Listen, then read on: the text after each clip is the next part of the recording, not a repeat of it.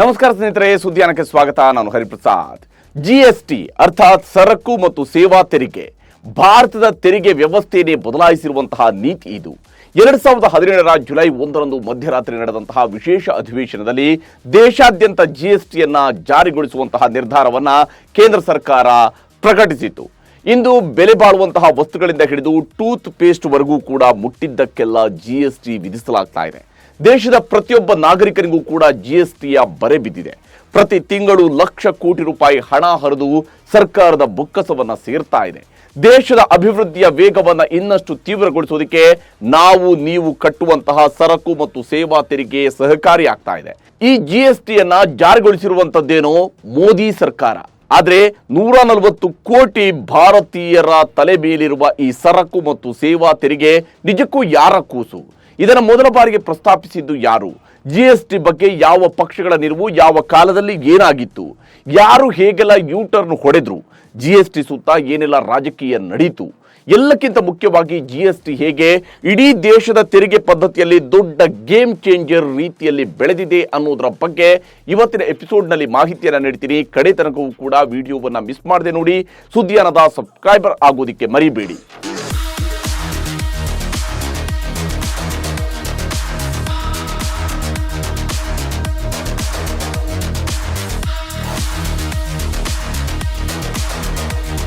ಸ್ನೇಹಿತರೆ, ನಮ್ಮ ದೇಶದಲ್ಲಿ ಜಿಎಸ್ಟಿ ಅಂದ್ರೆ ಗೂಡ್ಸ್ ಅಂಡ್ ಸರ್ವಿಸ್ ಟ್ಯಾಕ್ಸ್ ಹೆಸರು ಮೊದಲು ಕೇಳಿ ಬಂದಿದ್ದು 1999ರಲ್ಲಿ.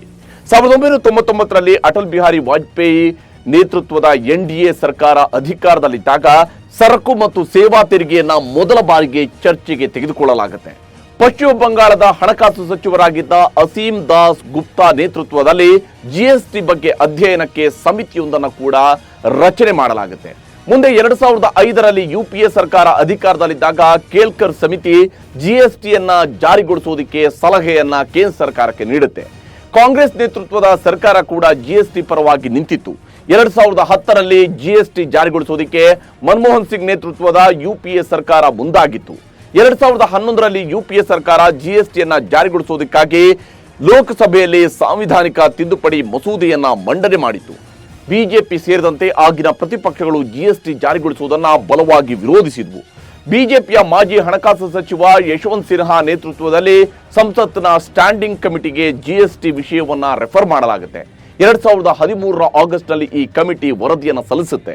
ಆದರೆ ಅದೇ ವರ್ಷದ ಅಕ್ಟೋಬರ್ ತಿಂಗಳಲ್ಲಿ ಅಂದಿನ ಗುಜರಾತ್ನ ಮುಖ್ಯಮಂತ್ರಿಯಾಗಿದ್ದಂತಹ ನರೇಂದ್ರ ಮೋದಿ ಅವರು ಜಿಎಸ್ಟಿಯನ್ನು ಬಲವಾಗಿ ವಿರೋಧಿಸುತ್ತಾರೆ. ಹೀಗಾಗಿ ಮಸೂದೆಯ ಮಂಡನೆ ಮತ್ತು ಅಂಗೀಕಾರ ಅಷ್ಟು ಸುಲಭದ ಪ್ರಕ್ರಿಯೆ ಆಗಿರೋದಿಲ್ಲ.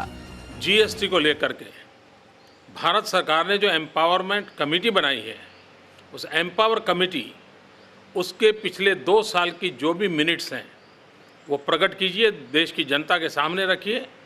पिछले 2 साल से लगातार हम जो सुधार करने के लिए सुझाव रखते हैं, भारत सरकार कोई सुधार के सुझाव को स्वीकार नहीं करती है.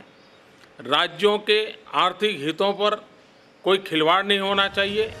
2014ರಲ್ಲಿ ಕೇಂದ್ರದಲ್ಲಿ ನರೇಂದ್ರ ಮೋದಿ ನೇತೃತ್ವದ ಬಿಜೆಪಿ ಸರ್ಕಾರ ಅಧಿಕಾರಕ್ಕೆ ಏರ್ತಾ ಇದ್ದಂತೆಯೇ ಜಿಎಸ್ಟಿಗೆ ಸಂಬಂಧಿಸಿದ ಮಸೂದೆಯ ಬಗ್ಗೆ ಕಮಲ ಪಕ್ಷದ ಚಿಂತನೆ, ವಿಶೇಷವಾಗಿ ಯುಪಿಎ ಸರ್ಕಾರ ಅಧಿಕಾರದಲ್ಲಿದ್ದಾಗ ಜಿಎಸ್ಟಿಯನ್ನ ಬಲವಾಗಿ ವಿರೋಧಿಸ್ತಾ ಇದ್ದಂತಹ ನಾಯಕರುಗಳ ನಿಲುವುಗಳಲ್ಲಿ ಬದಲಾವಣೆ ಆಗುವುದಕ್ಕೆ ಶುರುವಾಗಿತ್ತು.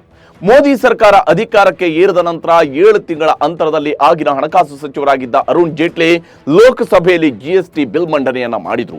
ಬಿಜೆಪಿಗೆ ಬಹುಮತ ಇದ್ದಿದ್ದರಿಂದಾಗಿ 2016ರಲ್ಲಿ ಮಸೂದೆ ಲೋಕಸಭೆಯಲ್ಲಿ ಸುಲಭವಾಗಿ ಅಂಗೀಕಾರವಾಗಿತ್ತು. ಆದರೆ ಕಾಂಗ್ರೆಸ್ ನೇತೃತ್ವದಲ್ಲಿ ಪ್ರತಿಪಕ್ಷಗಳು ಜಿಎಸ್ಟಿ ಮಸೂದೆಯನ್ನ ರಾಜ್ಯಸಭೆಯ ಸ್ಥಾಯಿ ಸಮಿತಿಯ ಪರಿಶೀಲನೆಗೆ ಒಳಪಡಿಸಬೇಕು ಅಂತ ಆಗ್ರಹಿಸಿದ್ವು. ಜಿಎಸ್ಟಿ ಮಸೂದೆಯಲ್ಲಿ ವಿವಿಧ ತೆರಿಗೆಗಳಿಗೆ ಸಂಬಂಧಿಸಿದಂತೆ ವಿರೋಧ ಪಕ್ಷಗಳು ತೀವ್ರ ಆಕ್ಷೇಪವನ್ನು ವ್ಯಕ್ತಪಡಿಸಿದವು. ಅಂತಿಮವಾಗಿ 2016ರ ಆಗಸ್ಟ್ನಲ್ಲಿ ಮಸೂದೆ ರಾಜ್ಯಸಭೆಯಲ್ಲೂ ಕೂಡ ಅಂಗೀಕಾರಗೊಂಡಿತು. ರಾಷ್ಟ್ರಪತಿಯವರಿಂದಲೂ ಕೂಡ ಮಸೂದೆಗೆ ಅಂಕಿತ ಬಿದ್ದು ಕಾಯ್ದೆಯ ರೂಪವನ್ನು ಅದು ಪಡೆಯಿತು.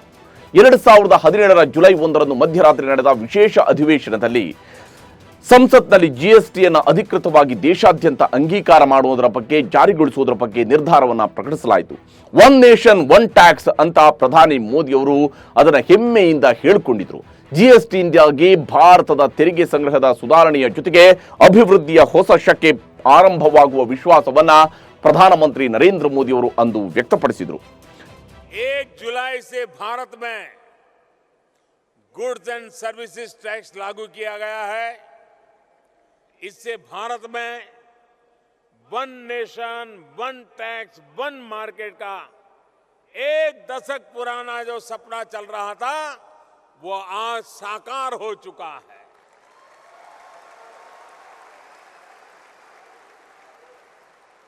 और मैं जीएसटी को गुड एंड सिंपल टैक्स कहता हूं क्योंकि इससे पूरे भारत में अब एक चीज पर एक ही प्रकार का टैक्स लगेगा. ಆದರೆ ಈ ವಿಶೇಷ ಅಧಿವೇಶನವನ್ನ ಕಾಂಗ್ರೆಸ್ ಸೇರಿದಂತೆ ಪ್ರತಿಪಕ್ಷಗಳು ಬಹಿಷ್ಕರಿಸಿದ್ವು. ಜಿಎಸ್ಟಿ ಮತ್ತು ಹಿಂದಿನ ತೆರಿಗೆ ವ್ಯವಸ್ಥೆಯಲ್ಲಿ ಯಾವುದೇ ರೀತಿಯಾದಂತಹ ವ್ಯತ್ಯಾಸ ಇಲ್ಲ ಅನ್ನುವಂಥದ್ದು ಪ್ರತಿಪಕ್ಷಗಳ ಬಹಳ ಮುಖ್ಯವಾದಂತಹ ಆಕ್ಷೇಪವಾಗಿತ್ತು. ಬಿಜೆಪಿ ಸರ್ಕಾರ ತೆರಿಗೆ ನೀತಿಯನ್ನ ರೀಬ್ರ್ಯಾಂಡ್ ಮಾಡ್ತಾ ಇದೆ ಅಷ್ಟೇನೆ ಅನ್ನುವಂತಹ ಆರೋಪವನ್ನು ಕೂಡ ಮಾಡಿದ್ರು. ಅಷ್ಟೇ ಅಲ್ಲದೆ ಜಿಎಸ್ಟಿಯಿಂದಾಗಿ ನಿತ್ಯ ಬಳಕೆಯ ಅಗತ್ಯ ವಸ್ತುಗಳ ಬೆಲೆಯೂ ಕೂಡ ಹೆಚ್ಚಾಗುತ್ತೆ. ಇದರಿಂದಾಗಿ ದೇಶದ ಸಾಮಾನ್ಯ ನಾಗರಿಕನ ಜೇಬಿಗೂ ಕೂಡ ಕತ್ತರಿ ಬೀಳುತ್ತೆ. ಅಂದ್ರೆ ಮಧ್ಯಮ ವರ್ಗ, ಕೆಳ ಮಧ್ಯಮ ವರ್ಗ ಮತ್ತು ಬಡವರ ಮೇಲೆ ಪರಿಣಾಮ ಬೀರುತ್ತೆ ಅಂತ ವಿರೋಧ ಪಕ್ಷಗಳು ಜಿಎಸ್ಟಿ ನೀತಿಗೆ ತೀವ್ರ ಆಕ್ಷೇಪವನ್ನ ವ್ಯಕ್ತಪಡಿಸಿದವು. ಅದರಲ್ಲೂ ವಿಶೇಷವಾಗಿ ಗುಜರಾತ್ನಲ್ಲಿ ನಡೆದಂತಹ ವಿಧಾನಸಭಾ ಚುನಾವಣೆಯ ಸಂದರ್ಭದಲ್ಲಿ ರಾಹುಲ್ ಗಾಂಧಿಯವರು ಜಿಎಸ್ಟಿಯನ್ನ, ಕೇಂದ್ರ ಸರ್ಕಾರ ಜಾರಿಗೊಳಿಸಿದ್ದಂತಹ ಜಿಎಸ್ಟಿಯನ್ನ, ನರೇಂದ್ರ ಮೋದಿಯವರ ನೇತೃತ್ವದಲ್ಲಿ ಜಾರಿಗೊಳಿಸಿದಂತಹ ಜಿಎಸ್ಟಿಯನ್ನ ಗಬ್ಬರ್ ಸಿಂಗ್ ಟ್ಯಾಕ್ಸ್ ಅಂತ ಬಲವಾಗಿ ವಿರೋಧಿಸಿ ಟೀಕಾ ಪ್ರಹಾರವನ್ನ ಮಾಡಿ ಆ ರಾಜ್ಯದ ಚುನಾವಣೆಯ ಸಂದರ್ಭದಲ್ಲಿ 2017ರಲ್ಲಿ ವ್ಯಾಪಕವಾದಂತಹ ಚರ್ಚೆಯನ್ನ, ವ್ಯಾಪಕವಾದಂತಹ ಟೀಕೆಯನ್ನ ಮಾಡ್ತಾ ಸಾಗಿದ್ರು. मनमोहन सिंह जी ने कहा, चिदंबरम जी ने उनसे कहा, इसको आप बिना पायलट प्रोजेक्ट मत लागू कीजिए, देश का नुकसान हो जाएगा. जो हमने बनाया है पूरे देश ने प्यार से खून पसीने से अर्थव्यवस्था खड़ी की है, नष्ट हो जाएगी. नरेंद्र मोदी कहते हैं नहीं, मैं तो 12 बजे रात को गब्बर सिंह टैक्स लागू करके ही दिखाऊंगा. ಇದೆಲ್ಲವೂ ಕೂಡ ಆಳುವ ಪಕ್ಷ ಮತ್ತು ವಿರೋಧ ಪಕ್ಷಗಳ ನಡುವಿನ ರಾಜಕೀಯದ ತಿಕ್ಕಾಟ ಆಯಿತು. ಆದ್ರೆ ನಿಜಕ್ಕೂ ಇಲ್ಲಿ ಜಿಎಸ್ಟಿಯನ್ನು ಹೇಗೆ ವಿಧಿಸಲಾಗ್ತಾ ಇದೆ, ಯಾವುದಕ್ಕೆ ಎಷ್ಟು % ಜಿಎಸ್ಟಿಯನ್ನು ನಿಗದಿಪಡಿಸಲಾಗಿದೆ ಅನ್ನೋದರ ಬಗ್ಗೆಯೂ ಕೂಡ ಒಂದು ಮಾಹಿತಿಯನ್ನ ನಿಮಗೆ ನೀಡ್ತಾ ಹೋಗ್ತೀನಿ. ಜಿಎಸ್ಟಿ ಅನ್ನುವಂಥದ್ದು ವಿವಿಧ ಹಂತಗಳಲ್ಲಿ ವಿಧಿಸುವಂತಹ ತೆರಿಗೆ ಪದ್ಧತಿ. ಉದಾಹರಣೆಗೆ ನೀವು ಆಲೂಗಡ್ಡೆಯ ಚಿಪ್ಸ್ ಅನ್ನ ಖರೀದಿಸಿದ್ರಿ ಅಂತ ಇಟ್ಕೊಳ್ಳಿ. ಚಿಪ್ಸ್ ತಯಾರಿಸುವಂತಹ ಕಂಪನಿ ಅದಕ್ಕೆ ಬೇಕಾದಂತಹ ಕಚ್ಚಾ ವಸ್ತುಗಳನ್ನ, ಅಂದ್ರೆ ಆಲೂಗಡ್ಡೆ, ಎಣ್ಣೆ, ಉಪ್ಪು ಇವೆಲ್ಲವನ್ನು ಕೂಡ ಬೇರೆಡೆಯಿಂದ ಖರೀದಿ ಮಾಡಿಕೊಳ್ಳುತ್ತೆ. ಚಿಪ್ಸ್ ತಯಾರಿಸಿದಾಗ ಆ ಕಚ್ಚಾ ವಸ್ತುಗಳ ಮೌಲ್ಯ ಹೆಚ್ಚಾಗುತ್ತೆ. ಚಿಪ್ಸ್ ತಯಾರಿಸಿದ ಕಂಪನಿ ತನ್ನ ಪ್ಯಾಕೆಟ್ಗಳನ್ನ ಮಾರ್ಕೆಟ್ಗೆ ಕಳುಹಿಸೋದಕ್ಕೆ ಹೋಲ್ಸೇಲ್ ಮೂಲಕ ಅದನ್ನ ಮಾರಾಟ ಮಾಡ್ತವೆ. ಹೋಲ್ಸೇಲ್ನಲ್ಲಿ ಖರೀದಿ ಮಾಡುವಂಥವರು ಅದನ್ನು ಹೋಗಿ ರಿಟೇಲರ್ಗೆ ಮಾರಾಟ ಮಾಡ್ತಾರೆ. ರಿಟೇಲರ್ ಚಿಪ್ಸ್ ಅನ್ನ ತನ್ನ ಶಾಪ್ನಲ್ಲಿ ಇಟ್ಕೊಂಡು ಮಾರಾಟ ಮಾಡ್ತಾನೆ. ಈ ಎಲ್ಲ ಹಂತದಲ್ಲೂ ಕೂಡ, ಪ್ರತಿ ಹಂತದ ಪ್ರಕ್ರಿಯೆಯಲ್ಲೂ ಕೂಡ ಚಿಪ್ಸ್ನ ದರ ಕೂಡ ಹೆಚ್ಚಾಗ್ತಾ ಸಾಗುತ್ತೆ. ಅದಕ್ಕೆ ಅನುಗುಣವಾಗಿ ಜಿಎಸ್ಟಿಯು ಕೂಡ ನಿಗದಿಯಾಗ್ತಾ ಸಾಗುತ್ತೆ. ಪ್ರತಿ ಹಂತದಲ್ಲೂ ಕೂಡ ದರ ನಿಗದಿಪಡಿಸ್ತಾ ಹೋದಂತೆ ಅಂತಿಮವಾಗಿ ಚಿಪ್ಸ್ ಖರೀದಿಸುವಂತಹ ಗ್ರಾಹಕ ಹೆಚ್ಚು ಬೆಲೆಯನ್ನ ನೀಡಿ ಆ ಚಿಪ್ಸ್ ಅನ್ನ ಖರೀದಿ ಮಾಡ್ತಾನೆ. ಉದಾಹರಣೆಗೆ ಇದಕ್ಕೆ ಕೇವಲ ನೀವು 100% ಟ್ಯಾಕ್ಸ್ ಅಂತಲೇ ಇಟ್ಕೊಳ್ಳಿ. 100% ಟ್ಯಾಕ್ಸ್ ಆದರೂ ಕೂಡ ಖರೀದಿ ಚಿಪ್ಸ್ ತಯಾರಕ, ಹಾಗೆಯೇ ಮಿಡ್ಲ್ ಮ್ಯಾನ್ ಅಂದ್ರೆ ಯಾರು ಹೋಲ್ಸೇಲ್ ಅಲ್ಲಿ ಖರೀದಿ ಮಾಡ್ಕೊಂಡು ಅದನ್ನ ಸೇಲ್ ಮಾಡ್ತಾರೆ ಅವರು, ಹಾಗೆಯೇ ರಿಟೇಲರ್, ಈ 3 ಹಂತಗಳನ್ನು ದಾಟುವಾಗಲೂ ಕೂಡ ಅದರ ಬೆಲೆಯ ಆಧಾರದಲ್ಲಿ 12% ಜಿಎಸ್ಟಿ ಇದ್ರೆ, ಒಂದ್ ಕಡೆ ₹100ಗೆ ₹12, ಇನ್ನೊಂದು ಕಡೆಗೆ ಅದು ₹200 ಬಂತಂದ್ರೆ ಅವಾಗ ₹24. ಈ ರೀತಿಯಾಗಿ ದರದ ಏರಿಕೆಯ ಜೊತೆಗೇನೆ ಜಿಎಸ್ಟಿಯ ಒಟ್ಟು ಅಮೌಂಟ್ನ ಏರಿಕೆ ಜಾಸ್ತಿ ಆಗ್ತಾ ಹೋಗುತ್ತೆ. ಸ್ಲ್ಯಾಬ್ ಒಂದೇ ಇರಬಹುದು. ಇಲ್ಲಿ ಚಿಪ್ಸ್ ತಯಾರಿಸಿದವ ತಾನು ಖರೀದಿ ಮಾಡುವಂತಹ ಕಚ್ಚಾ ವಸ್ತುಗಳಿಗೆ ಜಿಎಸ್ಟಿಯನ್ನು ಪಾವತಿ ಮಾಡಿ ನಂತರ ಚಿಪ್ಸ್ ಅನ್ನ ನೇರವಾಗಿ ಅಥವಾ ಹೋಲ್ಸೇಲ್ ಮೂಲಕ ರಿಟೇಲರ್ಗೆ ಮಾರಾಟ ಮಾಡಿದಾಗ ರಿಟೇಲರ್ ಅಲ್ಲಿ ಜಿಎಸ್ಟಿಯನ್ನು ಪಾವತಿ ಮಾಡ್ತಾನೆ. ಇಲ್ಲಿ ಚಿಪ್ಸ್ ತಯಾರಿಸುವ ಕಚ್ಚಾ ವಸ್ತುಗಳಿಗೆ ಪಾವತಿಸಿದಂತಹ ಜಿಎಸ್ಟಿ ಆತನಿಗೆ ಇನ್ಪುಟ್ ಕ್ರೆಡಿಟ್ ಆಗಿದ್ರೆ, ಅಂದ್ರೆ ಇನ್ಪುಟ್ ಜಿಎಸ್ಟಿ ಆಗಿದ್ರೆ, ರಿಟೇಲರ್ ಅಥವಾ ಹೋಲ್ಸೇಲರ್ಗೆ ನೀಡಿದಂತಹ ಜಿಎಸ್ಟಿ ಚಿಪ್ಸ್ ತಯಾರಿಸಿದವರಿಗೆ ಔಟ್ಪುಟ್ ಜಿಎಸ್ಟಿ ಆಗುತ್ತೆ. ಹಾಗೆಯೇ ರಿಟೇಲರ್ ಚಿಪ್ಸ್ ಖರೀದಿಸಿದಾಗ ನೀಡಿದಂತಹ ಜಿಎಸ್ಟಿ ಅದು ಇನ್ಪುಟ್ ಕ್ರೆಡಿಟ್ ಆಗಿರುತ್ತೆ. ಹಾಗೆಯೇ ಗ್ರಾಹಕರಿಗೆ ಮಾರಾಟ ಮಾಡುವಾಗ ಸಂಗ್ರಹಿಸಿದಂತಹ ಜಿಎಸ್ಟಿ ಔಟ್ಪುಟ್ ಜಿಎಸ್ಟಿ ಆಗುತ್ತೆ. ಇಲ್ಲಿ ಇನ್ಪುಟ್ ಮತ್ತು ಔಟ್ಪುಟ್ ಜಿಎಸ್ಟಿ ಅನ್ನುವಂಥದ್ದು ಪ್ರತಿ ತಿಂಗಳು ಜಿಎಸ್ಟಿ ಪಾವತಿಯ ವೇಳೆ ಹೊಂದಾಣಿಕೆ ಮಾಡಿ ಅವುಗಳನ್ನು ಬ್ಯಾಲೆನ್ಸ್ ಮಾಡಿ ಅದರಲ್ಲಿ ಹೆಚ್ಚುವರಿ ಹಣವನ್ನು ಮಾತ್ರ ಆತ ಜಿಎಸ್ಟಿ ರೂಪದಲ್ಲಿ ಸರ್ಕಾರಕ್ಕೆ ಕಟ್ತಾನೆ. ಅಂದ್ರೆ ಚಿಪ್ಸ್ ತಯಾರಿಸುವವನಿಂದ ಹಿಡಿದು ಮಾರಾಟ ಮಾಡುವವರೆಗೆ ಪಾವತಿಯಾಗುವಂತಹ GST ಇರುತ್ತದೆ, ಅದು ನಾಮಿನಲ್ ಆಗಿರುತ್ತೆ. ಆದರೆ ಅದರ ಭಾರ ಆ ವ್ಯಾಪಾರಿಯ ಮೇಲೆ ಬೀಳೋದಿಲ್ಲ. ಆದರೆ ಕಡೆಗೆ ಗ್ರಾಹಕ ಖರೀದಿ ಮಾಡ್ತಾನಲ್ಲ, ಆ ಗ್ರಾಹಕನಿಗೆ ಮಾತ್ರ GSTಯ ಸಂಪೂರ್ಣ ಹೊರೆ ಬೀಳುತ್ತೆ. ಇನ್ನು ನಮ್ಮ ದೇಶದಲ್ಲಿ ಎರಡು ರೀತಿಯಲ್ಲಿ GSTಯನ್ನು ಸಂಗ್ರಹಿಸಲಾಗುತ್ತೆ. ಒಂದು ಸೆಂಟ್ರಲ್ GST, ಮತ್ತೊಂದು ಸ್ಟೇಟ್ GST. ಒಂದು ವೇಳೆ ಯಾವುದೇ ಉತ್ಪನ್ನ ಕರ್ನಾಟಕದಲ್ಲೇ ತಯಾರಾಗಿ ಕರ್ನಾಟಕದ ಒಳಗೆ ಮಾತ್ರ ಮಾರಾಟ ಆಗುತ್ತೆ ಅನ್ನೋದಾದ್ರೆ ಆಗ ಸೆಂಟ್ರಲ್ GST ಮತ್ತು ಸ್ಟೇಟ್ GST ಅನ್ವಯ ಆಗುತ್ತೆ. ಉತ್ಪನ್ನವನ್ನ ಬೇರೆ ರಾಜ್ಯಗಳಲ್ಲೂ ಕೂಡ ಮಾರಾಟ ಮಾಡಲಾಗುತ್ತೆ ಅನ್ನೋದಾದ್ರೆ ಆಗ ಅದಕ್ಕೆ IGST ಅಂದ್ರೆ ಆಂತರಿಕ ಸರಕು ಮತ್ತು ಸೇವಾ ತೆರಿಗೆಯನ್ನ ವಿಧಿಸಲಾಗುತ್ತೆ. IGST ಇಂದ ಬಂದಂತಹ ಹಣ ನೇರವಾಗಿ ಕೇಂದ್ರ ಸರ್ಕಾರದ ಬೊಕ್ಕಸವನ್ನ ಸೇರುತ್ತೆ. ಬಳಿಕ ಈ ಪೈಕಿ 50% ಉತ್ಪನ್ನ ತಯಾರಾದ ರಾಜ್ಯದ ಜೊತೆಗೆ ಹಂಚಿಕೆ ಮಾಡಿಕೊಳ್ಳಲಾಗುತ್ತೆ.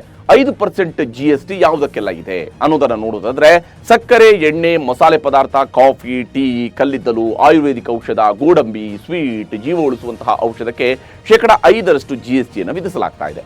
12% GST ಯಾವುದಕ್ಕೆ ಇದೆ ಅನ್ನೋದನ್ನ ನೋಡೋದಾದ್ರೆ ಮೊಬೈಲ್, ಕೊಡೆ, ಜ್ಯುವೆಲರಿ ಬಾಕ್ಸ್, ಹಣ್ಣಿನ ಜ್ಯೂಸ್, ಬೆಣ್ಣೆ, ಚೀಸ್, ತುಪ್ಪಕ್ಕೆ 12%ನಷ್ಟು GSTಯನ್ನು ವಿಧಿಸಲಾಗ್ತಾ ಇದೆ. ಆಶ್ಚರ್ಯ ಏನಂದ್ರೆ ಶ್ರೀಮಂತರಷ್ಟೇ ಪ್ರಯಾಣ ಮಾಡುವ ಬಿಸ್ನೆಸ್ ಕ್ಲಾಸ್ ವಿಮಾನ ಟಿಕೆಟ್ಗೂ ಕೂಡ 12% ತೆರಿಗೆಯನ್ನು ವಿಧಿಸಲಾಗ್ತಾ ಇದೆ.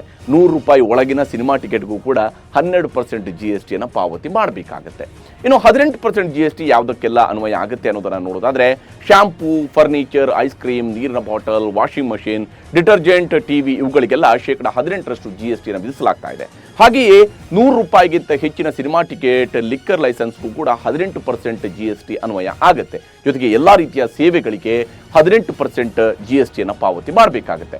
28% GST ಯಾವುದಕ್ಕೆಲ್ಲ ಇದೆ ಅನ್ನೋದನ್ನ ನೋಡೋದಾದ್ರೆ ಕಾರು, ಸಿಗರೇಟು, ಹೈ ಎಂಡ್ ದ್ವಿಚಕ್ರ ವಾಹನಗಳು, pan masala, cement, racing, casino, ಬೆಟ್ಟಿಂಗ್ಗೆ ಇವಕ್ಕೆಲ್ಲವೂ ಕೂಡ 28% GSTಯನ್ನು ವಿಧಿಸಲಾಗ್ತಾ ಇದೆ.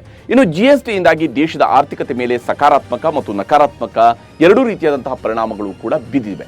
GST ಜಾರಿಯಿಂದಾಗಿ ತೆರಿಗೆ ಪದ್ಧತಿಯಲ್ಲಿ ದೊಡ್ಡ ಮಟ್ಟದ ಶಿಸ್ತು ಬಂದಿರುವಂಥದ್ರಲ್ಲಿ ಯಾವುದೇ ಅನುಮಾನ ಬೇಕಿಲ್ಲ. ಸರ್ಕಾರದ ಆದಾಯ ಕೂಡ ಭಾರಿ ಪ್ರಮಾಣದಲ್ಲಿ ಹೆಚ್ಚಾಗಿದೆ. 2023ರ ಏಪ್ರಿಲ್ನಲ್ಲಿ 1.87 ಲಕ್ಷ ಕೋಟಿ ರೂಪಾಯಿಯಷ್ಟು GST ಸಂಗ್ರಹ ಆಗಿತ್ತು. ಏಪ್ರಿಲ್ 20ನೇ ತಾರೀಕಿನಂದು ಒಂದೇ ದಿನದಲ್ಲಿ ನಮ್ಮ ದೇಶದಲ್ಲಿ ಬರೋಬ್ಬರಿ 68,228 ಕೋಟಿ ರೂಪಾಯಿ GST ಕಲೆಕ್ಷನ್ ಆಗಿತ್ತು. ಈ ವರ್ಷ ಏಪ್ರಿಲ್ ತಿಂಗಳಿನಿಂದ ಜುಲೈ ತಿಂಗಳ ಅವಧಿಯಲ್ಲಿ 5.10 ಲಕ್ಷ ಕೋಟಿ ರೂಪಾಯಿಯಷ್ಟು ಹಣ GSTಯಿಂದ ಸರ್ಕಾರದ ಬೊಕ್ಕಸಕ್ಕೆ ಹರಿದು ಬಂದಿತ್ತು. ಈ ಪೈಕಿ ಮಧ್ಯಪ್ರದೇಶ, ಕರ್ನಾಟಕ ಮತ್ತು ಉತ್ತರ ಪ್ರದೇಶ ಅತಿ ಹೆಚ್ಚು GSTಯನ್ನು ಸಂಗ್ರಹಿಸಿವೆ. ಮತ್ತೊಂದೆಡೆ GST ಜಾರಿಯಿಂದಾಗಿ ಸಣ್ಣ ಪುಟ್ಟ ಉದ್ಯಮಗಳು ಕೂಡ ಹೊಡೆತವನ್ನ ತಿಂತಾ ಇವೆ. ಹೊಸ ತೆರಿಗೆ ನೀತಿಯನ್ನು ಅಳವಡಿಸಿಕೊಳ್ಳುವಂಥದ್ದು ಸಣ್ಣ ಉದ್ಯಮಿಗಳಿಗೆ ಭಾರಿ ದೊಡ್ಡ ಸವಾಲಾಗಿತ್ತು. ಹೊಸ ತಂತ್ರಜ್ಞಾನದ ಮೇಲೆ ಹೂಡಿಕೆಯನ್ನ ಮಾಡಲೇಬೇಕಾದಂಥ ಅನಿವಾರ್ಯತೆ ಕೂಡ ಸೃಷ್ಟಿಯಾಯಿತು. ಇಂದಿಗೂ ಕೂಡ ಜನಸಾಮಾನ್ಯರ ಪೈಕಿ ಬಹುತೇಕ ಮಂದಿ GST ಬಗ್ಗೆ ಅಸಮಾಧಾನವನ್ನು ಹೊಂದಿದ್ದಾರೆ. ಸರ್ಕಾರಕ್ಕೇನೋ ಭಾರಿ ಆದಾಯ ಬರ್ತಾ ಇದ್ರೂ ಕೂಡ ಅಗತ್ಯ ವಸ್ತುಗಳಿಗೂ GST ಅಪ್ಲೈ ಮಾಡಿರುವಂಥದ್ದು ತೀವ್ರ ಅಸಮಾಧಾನಕ್ಕೆ ಕಾರಣವಾಗಿದೆ. ಬಡವರಿಗಂತೂ ಗಾಯದ ಮೇಲೆ ಬರೆ ಎಳೆದಂತಾಗಿದೆ. ಖುದ್ದು ಬಿಜೆಪಿ ನಾಯಕ ಸುಬ್ರಹ್ಮಣ್ಯನ್ ಸ್ವಾಮಿ ಅವರೇ GST ಜಾರಿಗೊಳಿಸಿರುವ ತಮ್ಮ ಸರ್ಕಾರದ ನಿರ್ಧಾರವನ್ನು ವಿರೋಧಿಸ್ತಾ ಇದ್ದಾರೆ. ಅಸಲಿಗೆ GST ಅಂದ್ರೆ ಸಿಂಗಲ್ ಟ್ಯಾಕ್ಸ್ ಸಿಸ್ಟಮ್, ಅಂದ್ರೆ ಏಕರೂಪ ತೆರಿಗೆ ವ್ಯವಸ್ಥೆ. ಇಡೀ ದೇಶಕ್ಕೆ ಒಂದೇ ರೀತಿಯ ತೆರಿಗೆ ನೀತಿ ಈಗ ಜಾರಿಯಲ್ಲಿದೆ. ಯಾವುದೇ ರಾಜ್ಯಕ್ಕೆ ಹೋದರೂ GST ಅಡಿಯಲ್ಲಿ ಬರುವಂತಹ ವಸ್ತುಗಳ ಬೆಲೆ ಒಂದೇ ಆಗಿರುತ್ತೆ.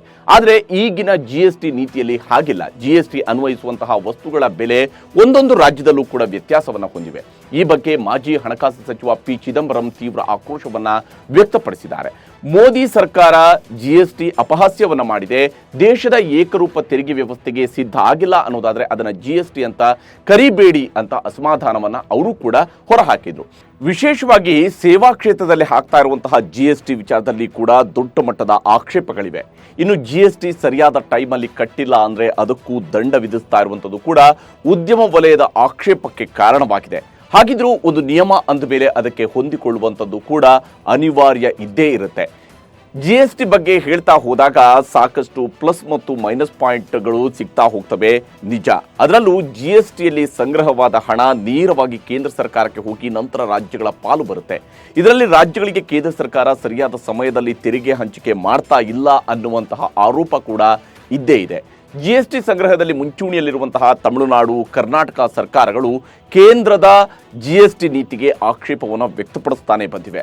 ಇದೇನೇ ಇದ್ರೂ ಈಗ ಜಾರಿಯಲ್ಲಿರುವಂತಹ GST ಇಂದು ಏಕರೂಪ ತೆರಿಗೆ ಪದ್ಧತಿಯ ಮೊದಲ ಅಧ್ಯಾಯದ ರೀತಿಯಲ್ಲಿನೇ ಕಂಡು ಬರ್ತಾ ಇದೆ. ಇದರಲ್ಲಿ ಸಾಕಷ್ಟು ಸುಧಾರಣೆಗಳನ್ನು ಮಾಡುವುದಕ್ಕೆ ಕೇಂದ್ರ ಸರ್ಕಾರಕ್ಕೆ ಅವಕಾಶಗಳು ಇದ್ದೇ ಇವೆ. ಹಾಗೆ ಮಾಡುವುದಕ್ಕೆ ಮುಕ್ತ ಮನಸ್ಸು ಕೂಡ ಬೇಕಿರುತ್ತೆ.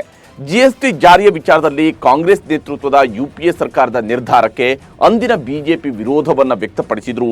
ಮುಂದೆ ಮೋದಿ ನೇತೃತ್ವದ ಎನ್ಡಿಎ ಸರ್ಕಾರ ಜಿಎಸ್ಟಿಯನ್ನ ಜಾರಿಗೊಳಿಸಿ ಸಂಪೂರ್ಣ ಕ್ರೆಡಿಟ್ ತನ್ನದಾಗಿಸಿಕೊಂಡಿದೆ. ಆದರೆ ಇದರಲ್ಲಿರುವಂತಹ ತೆರಿಗೆ ಸ್ಲ್ಯಾಬ್ಗಳ ಕಾರಣದಿಂದ ಕಾಂಗ್ರೆಸ್ ಜಿಎಸ್ಟಿಯನ್ನ ಗಬ್ಬರ್ ಸಿಂಗ್ ಟ್ಯಾಕ್ಸ್ ಅಂತ ದೂಷಿಸ್ತಾ ಇದ್ದು, ತಾನು ಅಧಿಕಾರಕ್ಕೆ ಬಂದರೆ ಈಗಿರುವ ತೆರಿಗೆ ಸ್ಲ್ಯಾಬ್ಗಳನ್ನು ತೆಗೆಯೋದಾಗಿ ಹೇಳ್ತಾ ಇದೆ. ಇಂತಹ ಸುಧಾರಣೆಗಳಿಗೆ ಮತ್ತು ಬದಲಾವಣೆಗಳಿಗೆ ದೇಶದ ಪ್ರಜಾಪ್ರಭುತ್ವ ವ್ಯವಸ್ಥೆಯಲ್ಲಿ ಅವಕಾಶ ಇದ್ದೇ ಇರುತ್ತೆ. ತೆರಿಗೆ ಯಾವತ್ತೂ ಜನರಿಗೆ ಭಾರವಾಗದೆ ಅದು ಜನರ ಗೌರವದ ಸಂಕೇತವಾಗಿ ಉಳಿದಾಗ ಸಾಮಾನ್ಯ ಜನರು ಕೂಡ ಖುಷಿಯಿಂದಲೇ ತೆರಿಗೆ ಪಾವತಿ ಮಾಡ್ತಾರೆ ಅನ್ನುವಂಥದ್ದು ಮಾತ್ರ ವಾಸ್ತವ. ಹೀಗಾಗಿ ಜಿಎಸ್ಟಿ ಯಾರ ಕೂಸು ಅನ್ನೋದರ ಬಗ್ಗೆ ನಿರ್ಧಾರ ಕೈಗೊಳ್ಳುವುದನ್ನು ನಿಮಗೆ ಬಿಡ್ತೀನಿ. ಇದರ ಬಗ್ಗೆ ನಿಮ್ಮ ಅಭಿಪ್ರಾಯವನ್ನು ಕಾಮೆಂಟ್ ಮೂಲಕ ತಿಳಿಸೋದಕ್ಕೆ ಮರಿಬೇಡಿ. ನಮಸ್ಕಾರ.